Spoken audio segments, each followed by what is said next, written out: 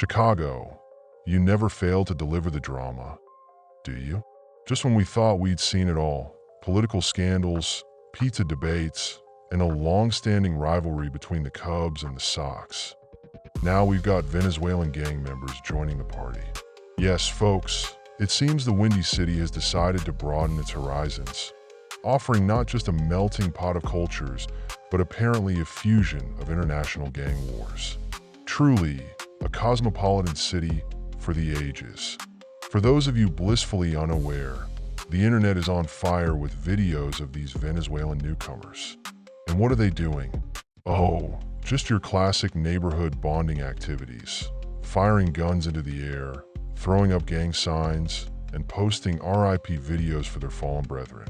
Because nothing says welcome to America quite like taking over blocks and turning them into your personal battlefields. You've heard of the American dream, right? Well, meet its gritty, bullet-riddled cousin, the American scheme.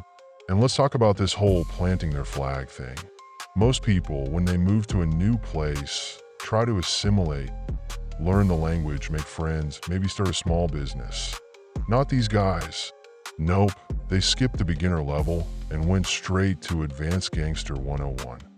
They've reportedly claimed entire neighborhoods on Chicago's south and west sides, turning what used to be Johnny Land into Hector Land. Because why settle for survival when you can go for domination? Ambition, baby, it's the immigrant spirit. You've got to hand it to them. This isn't just adaptation. This is a masterclass in taking over. Migrants, long painted as helpless victims in need of shelter and compassion, are now flipping the script. Instead of hiding in the shadows, they're out here calling the shots, literally and figuratively. It's like they looked at Chicago's long-standing gang culture and said, "Hold my arepa, we've got this." And, of course, this isn't happening in a vacuum. Chicago's history with gang violence is well documented. For decades, the narrative has centered on Black and Latino gangs battling it out over turf.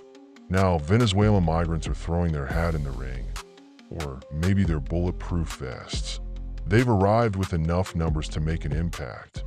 And if the viral videos are any indication, they're not exactly shy about making themselves known. Shooting in the air? Check. Gang signs? Double check. Instagram tributes to the fallen? Oh, they're playing all the greatest hits. But let's not forget the branding opportunities here. Hector Land isn't just a name, it's a movement. Why settle for a street corner when you can create a whole vibe? Maybe they'll start selling merch. Hoodies with Southside Caracas on the front? Limited edition Venezuelan flag bandanas?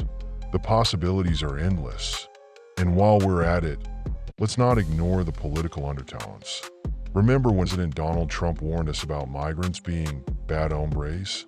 At the time, it seemed like over-the-top rhetoric. But now, with Venezuelan gang activity making headlines, some people are probably saying, maybe he was onto something. Of course, it's not all migrants. Most are just trying to escape hardship and build a better life. But hey, why let nuance get in the way of a good narrative? Meanwhile, for the locals, it's just another chapter in Chicago's endlessly chaotic story. Imagine waking up one day and realizing your neighborhood gang drama has gone global. It's not just the usual suspects anymore. It's like an international edition of The Wire. Who knew Chicago was such a hot spot for innovation and organized crime? Let's crunch the numbers, shall we? Because this didn't just happen overnight. Chicago's opened its doors to tens of thousands of migrants, including Venezuelans, and surprise, surprise, when you pack enough people onto a single block, things start to look a little different. A few scattered here and there, that's easy to overlook. But 30 or more on one block, now that's not just survival, that's a takeover. And takeover, they reportedly have, defending their new turf like they've been in the Chicago gang scene since day one. But now, with these viral videos circulating, some are starting to ask those awkward, uncomfortable questions. Were these young men fleeing gang culture back home in Venezuela, only to set up shop here?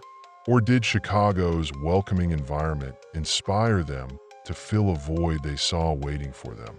Either way, it's the kind of plot twist even the most cynical among us didn't see coming. Gang life has a knack for luring in the disenfranchised.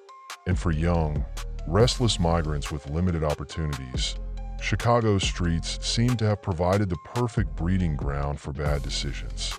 Influenced by their new environment, some have chosen a path that's as predictable as it is tragic. And for the locals, oh, it's messy, really messy. On one hand, the emergence of new gangs feels like someone tossed a Molotov cocktail into an already blazing inferno. Chicago's reputation as a hub of gang violence wasn't exactly begging for new contributors to the chaos.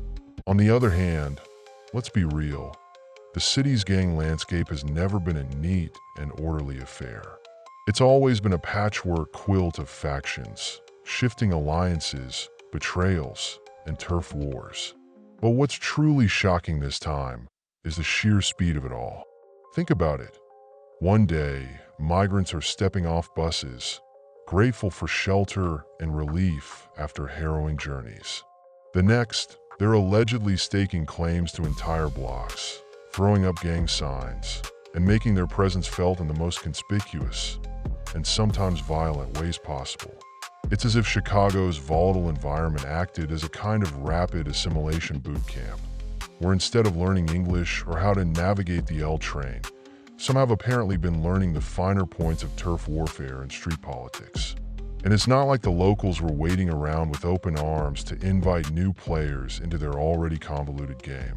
If anything, the arrival of new gangs has added a level of unpredictability that even Chicago's most seasoned observers weren't prepared for. Rivalries that were once straightforward now have an international twist, with Venezuelan factions reportedly clashing with established groups and defending their new turf with the fervor of longtime players. The city's infamous gang ecosystem is getting a global upgrade, and not in a good way. So, what's the endgame here? Are we just witnessing the next chapter in Chicago's never-ending saga of violence, complete with fresh faces and new accents?